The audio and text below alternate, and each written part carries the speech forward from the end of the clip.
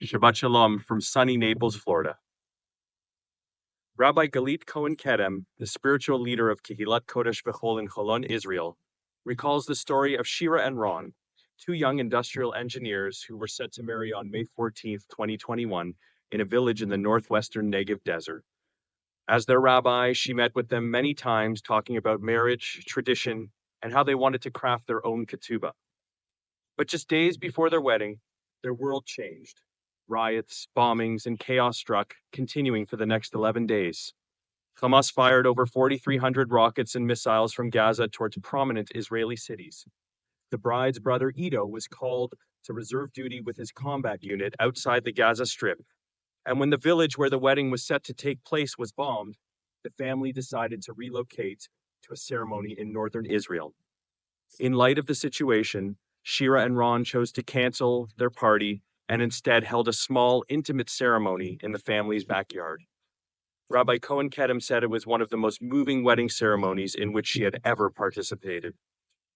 That moment of joy, born amidst sorrow, is a reflection of our reality as Jews. Over the past week, we mourned as the bodies of Oded Lifshitz, Shiri Bibas, and her two young sons, Ariel and Kafir, and most recently, Shlomo Mansour, Ohad Yahalomi, Sachi Idan, and Itzik El-Garat were handed over by Hamas to Red Cross, who in turn handed them over to Israel. Thousands of Israelis and Jews around the world stood together with disgust, tears, and loss. It is simply unfathomable. And also last week, after more than 500 days in captivity, Israel welcomed home 6 living hostages, Omer Shem Tov, Tal Shoham, Aliyah Cohen, Avert Mengetsu, Hisham Al-Said, and Omer Wenkert.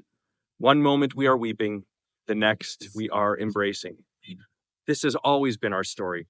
If we have learned anything in the last year and a half, our narrative has not changed. This duality in Jewish life is present in many ways, yet it is our obligation to remind ourselves to be grateful, to remind ourselves that there are always reasons to celebrate, even in great times of despair. We live in the tension between devastation and renewal. Our history is a cycle of exile and return, destruction and rebuilding, and yet through it all, we continue to affirm life.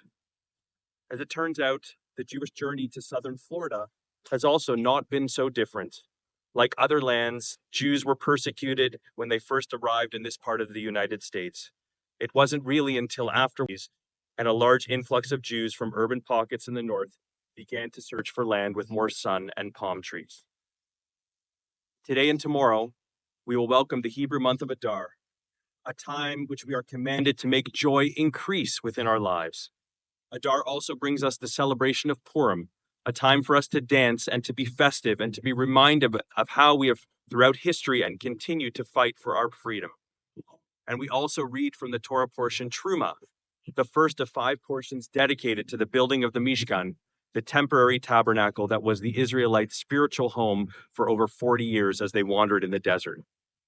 The Mishkan allowed the Israelites to make Shabbat and holidays for themselves wherever their travels had taken them. This Shabbat, I am here in beautiful southern Florida with our Director of Development, Shira Lester, who is filming, our musician in residence, Jason Jestad.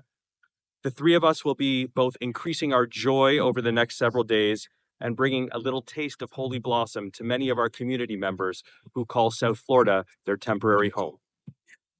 Tonight, 67 of us will bring in Shabbat with joy and song in Naples, Florida, and tomorrow, as we say goodbye to Shabbat, we will gather in Boca Raton to say hello to more than 45 members of Holy Blossom.